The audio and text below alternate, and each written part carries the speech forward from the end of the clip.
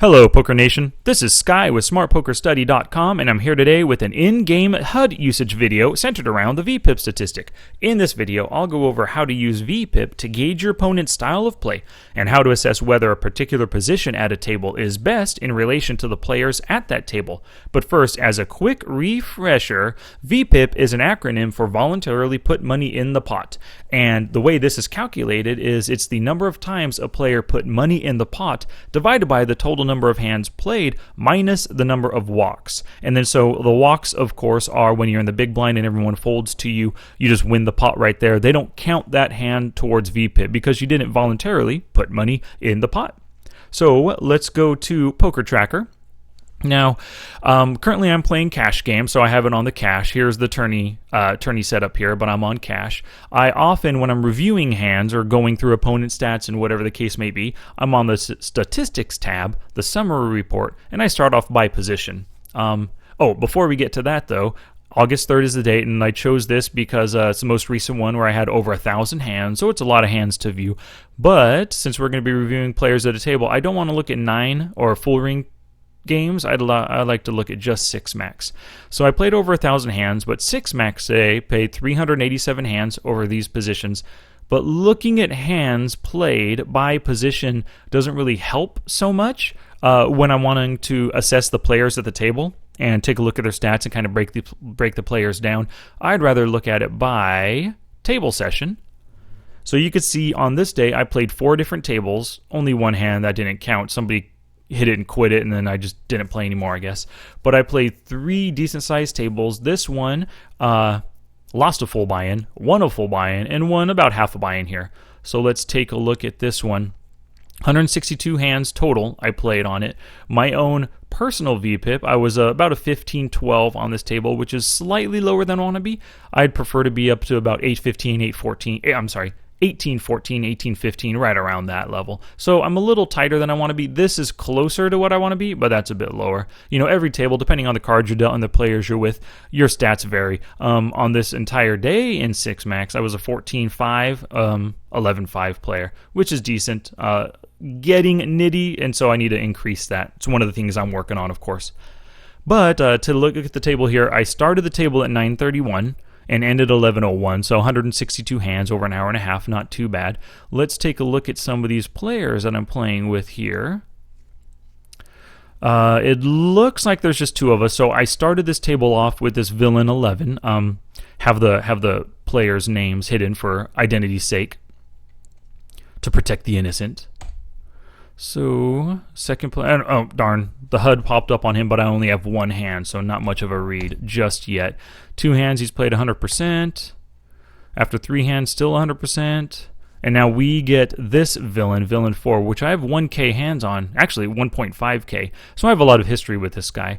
Now, looking at his VPIP, he's 23 VPIP, which means out of all the positions, from early position all the way through the big blind, late position in the big blinds, he plays 23% of the hands. Now, on average, 23% is roughly any pocket pair, all aces, maybe king 9 suited, king 10 or king jack off, and better, and even like queen 10 suited, or probably even jack 10, of course. You know, people throw in all those suited Broadway cards. So those are the kinds of hands that he plays, and he raises only 15% of them. So most of the time he comes in for a raise, but this is getting... He's more passive than he is aggressive with such a big 8-point gap here between VPIP and PFR. So he's a pretty good one to have position on. So currently we have position on him. These players are not yet on the table. So we're just next act after him. After every 3 hands we play, we have position on him 2 hands, and he has position 1 hand. And this guy's still not much of a read. We can't really judge that just yet. But as it goes on, even at 10 and 20 hands, we can get a pretty decent read on the guy. So 65, I probably don't play it. Yeah, just fold that one. 10-9 suited. Now, this is often a hand I will play. But before we get to whether I play it or not, let's take a look at this new player at the table. 4K hands on this, 4.3K hands on this guy. Pretty good history with him. I have a good read on him. I don't want to say his name exactly, but Pretty good read on the guy. He's a 21-13, so he's pretty close to this guy, getting to be lag, but quite passive, with an 8-point gap between VPIP and PFR, the same as this guy. So these two players are kind of the same. At least their pre-flop hand selections are the same. So whether, now that he joined the table, my position on him is nullified. He has positioned half of the hands. I have positioned the other half that we play.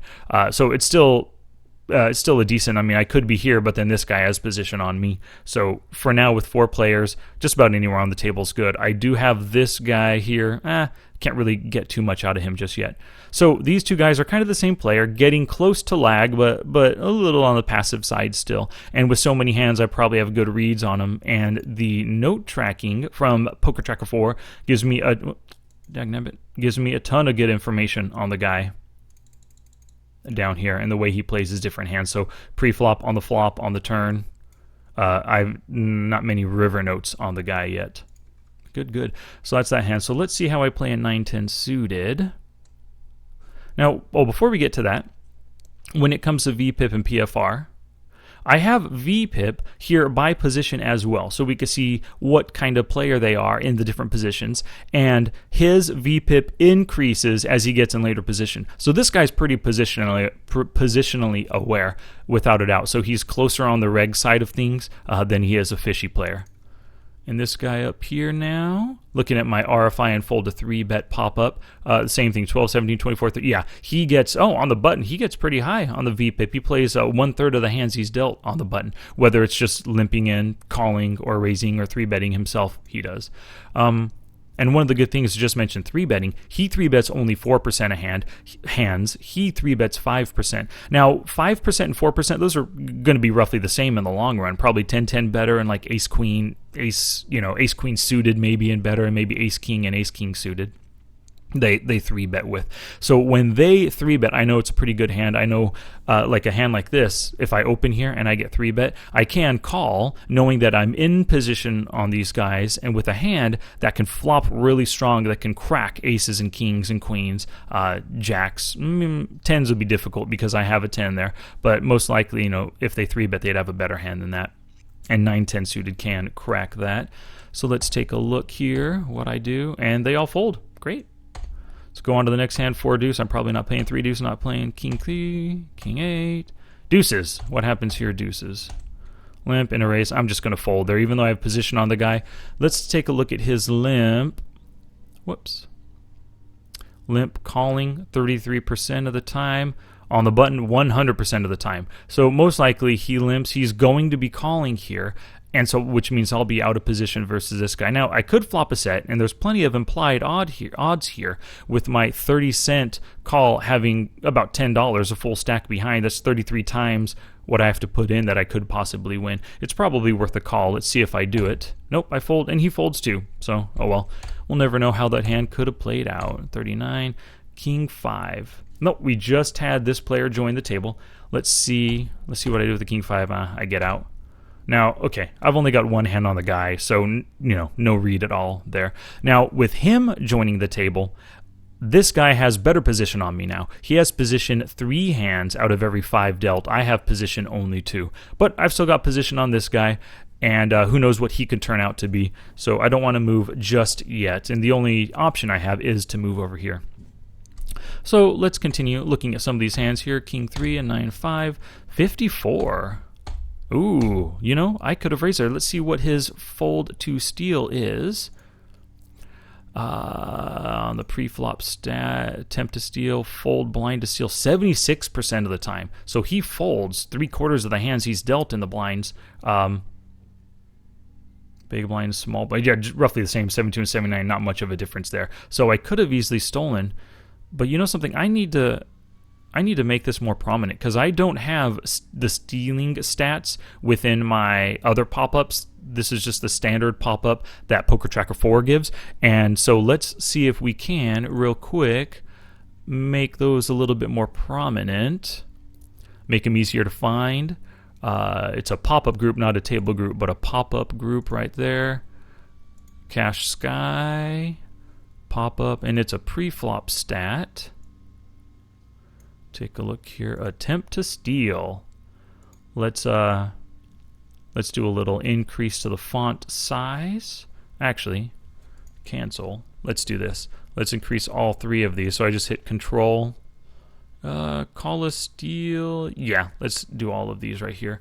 3-bit steel, no, let's just do those, and that'll draw my eye to this section when I want to find the stat quickly in mid-game play. Let's bold it. Make it a little bit bigger on the font so you can see that it increased. But let's also change the color to on black. Maybe this brighter pink might be good. There we go. That's quick and easy to see. So I hit OK. It takes me directly back to the table. Oh, maybe not. Takes me back here, and their stats refreshed. So let's take a look. Pre-flop, bam, there they are. So now it's quicker and easier for me to find the stat that I'm looking for. So if I'm interested in opening this 5-4 suited, how often does he fold? 1 click, 2 clicks, bam. Oh, fold to steal right there. After just 2 clicks, I get the information that I need. So I don't need to keep these steal stats on my pop-up. I'm sorry, on my HUD. I just need to know where they are in my pop-up so I can quickly and easily find them. And then that's why I made these more prominent like that. So 79, 72, I should have raised here. But I folded. What does he do? Raises, and I got a call. Oh, darn it. I would have never known. But I did have I would have flopped a nice flush draw right there and in position with 2 guys. Could have been a good hand. So, like I said, this guy comes in 2 hands. We still got the same players. Now, he's up to 20 hands. He's a 47-18, which means 18 is not so bad on the aggressive side. That means he raises, 2/10, 20% of all the hands that he plays. But he comes in for an additional 29% of hands. He just comes in for a limp or calls a raise or whatever the case is. So he plays more than half of his hands passively and without initiative. That makes it harder to steal pots or to take pots down post flop when your range always just looks weaker.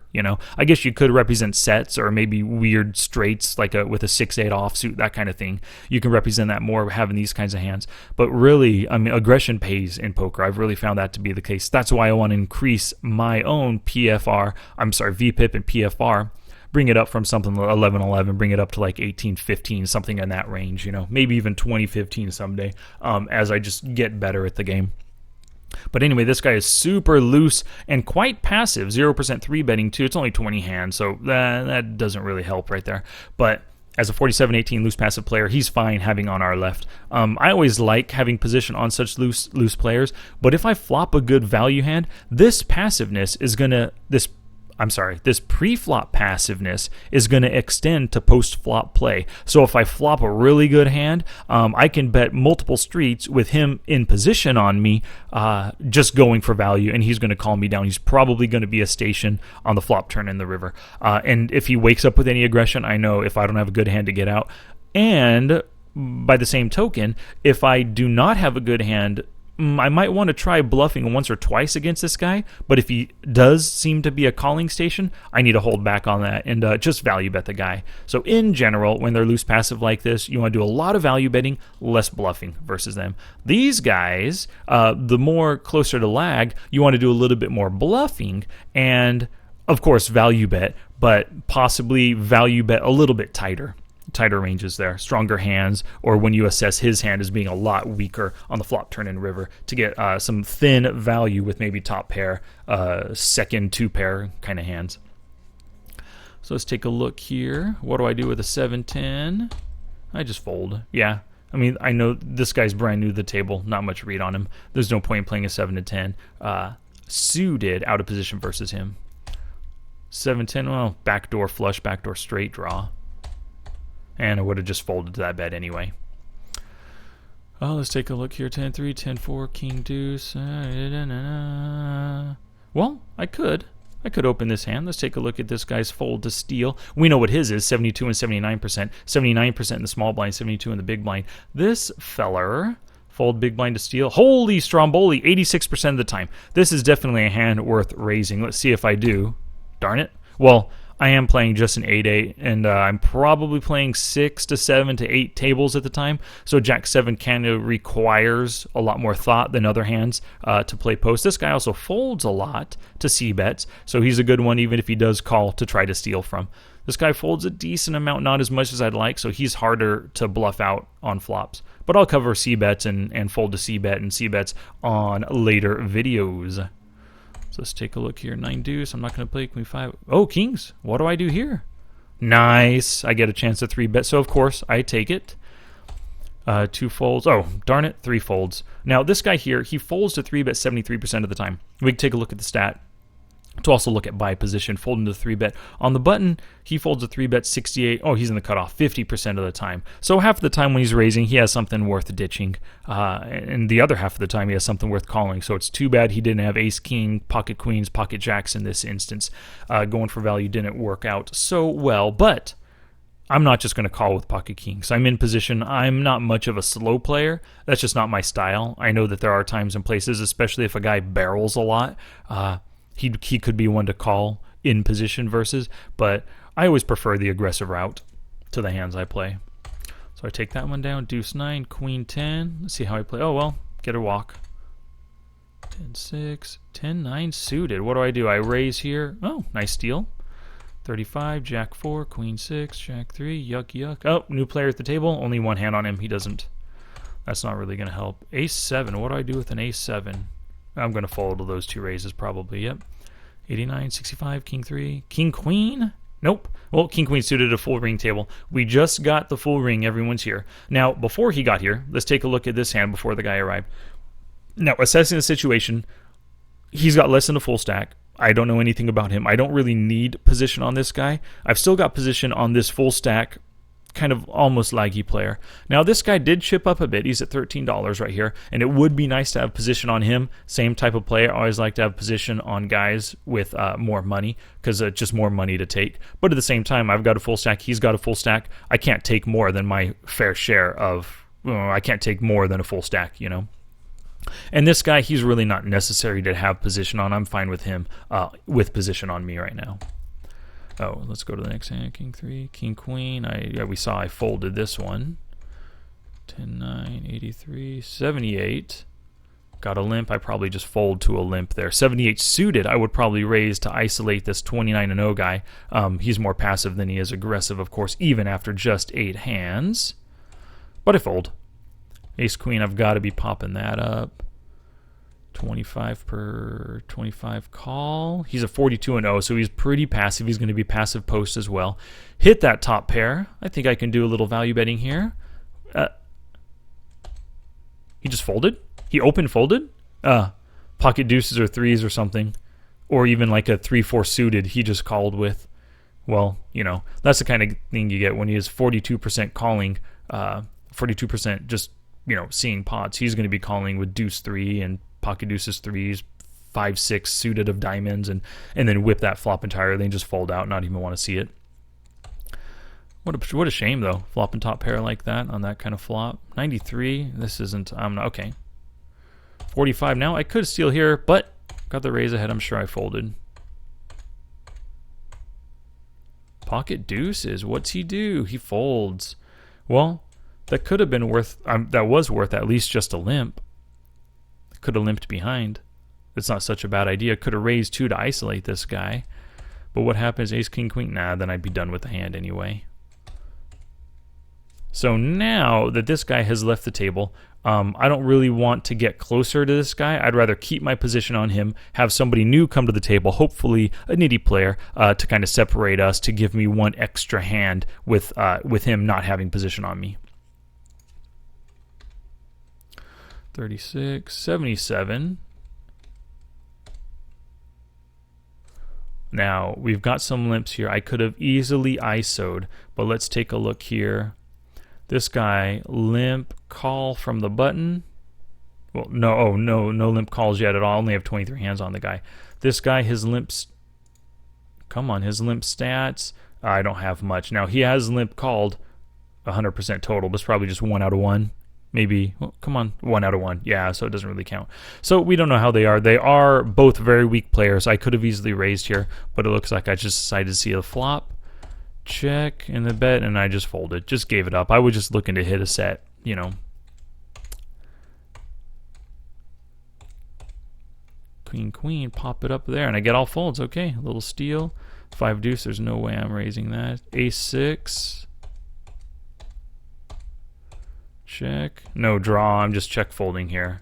Yeah, no point. Look at that overbet. He flopped, I don't know, 2 pair, king, queen. Top pair, king, jack with the jack of clubs. He flopped a good hand right there. Pot wasn't big enough to really try to get everyone to fold. Maybe, I guess he could have had, you know, a queen 4, something like that. Something terribly limped in with, but whatever. Let's see, folds and 9s. I've got to pop it here, of course, 25 cents. And this guy, his fold, we saw it was 72% in the big blind.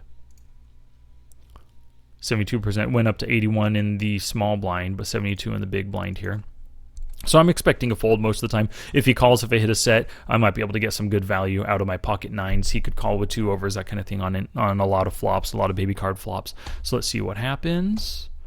9-5-7. Oh, overpair plus a gut shot. He checks to me, so I put in a little bet. Oh, he check raises here.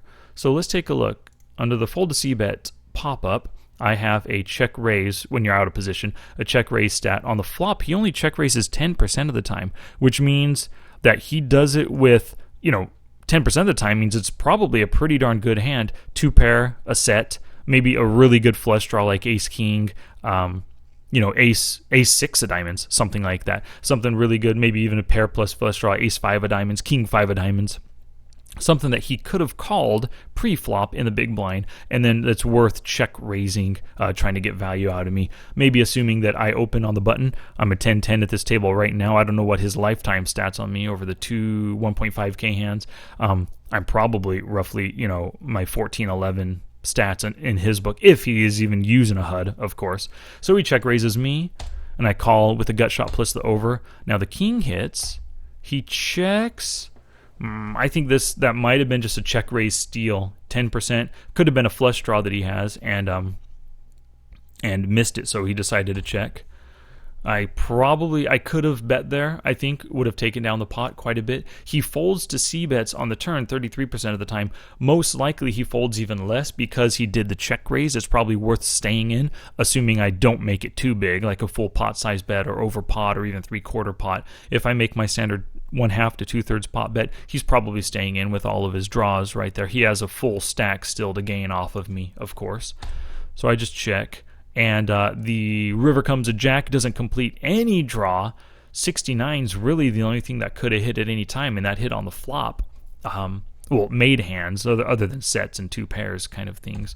But he checks, and man, I think I could bet here. I think I could bet. If he just now hit a jack, if he had ace jack of diamonds pre-flop, he would call. Ace jack is also, or any jack is the kind of hand you want to check because now you have showdown value. I could have bet the flop with like 86, any kind of top pair hand, and now a jack has showdown value, so he just wants to see the showdown not be blown off of his hand. He could even have, I doubt he has a weak king. I think a king would have bombed the turn as well. But I just check. Let's see what he's got. I would say that he has some kind of showdown value. I think possibly he would have bet the river without having without having any showdown value. If he had just a flush draw, I think he would have bet like $1.15, $1.20 at the flop at the river. Holy cow!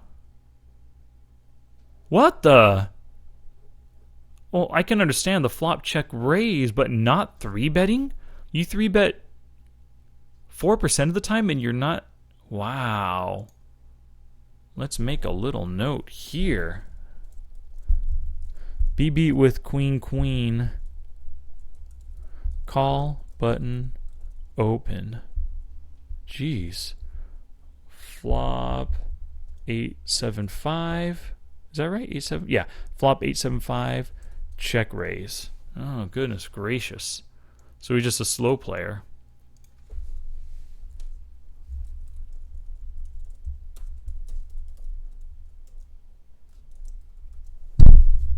Yeah, capable of still playing queen, queen. I'll make that little note on him right there. Well, I think that will just about end. So let's take a look here. To sum it up, we want to always look at the VPIP and PFR of our players, of the players at the table. This guy's a 41.5, super loose passive. Him having position on us isn't that bad at all. This guy and this guy, basically the same pre-flop stats right here. So we have position on him, he has position on us, and you can't really, I mean, no matter where at this table, that's going to be the case, you know.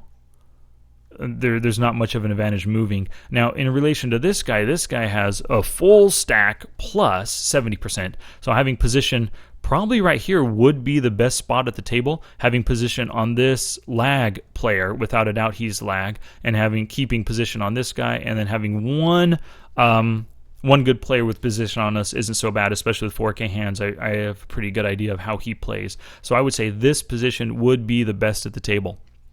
So I should have, let's see when I could have taken that over. He's been in for a while. 20 hands. Yeah, so it would have been a long time ago. Yeah, it would have been like, you know, holy cow, like 20 hands or so before that last hand I could have jumped over here. But at the time, I mean, this guy didn't seem to. He was just super loose passive after only 11 hands. If I could have got in then, I would have. But, oh well. Well, I think that concludes this video here. Please stay tuned for future videos from me on other HUD stats and how to effectively use them to assess your opponent's play. Until next time, study hard and make your next session the best one yet.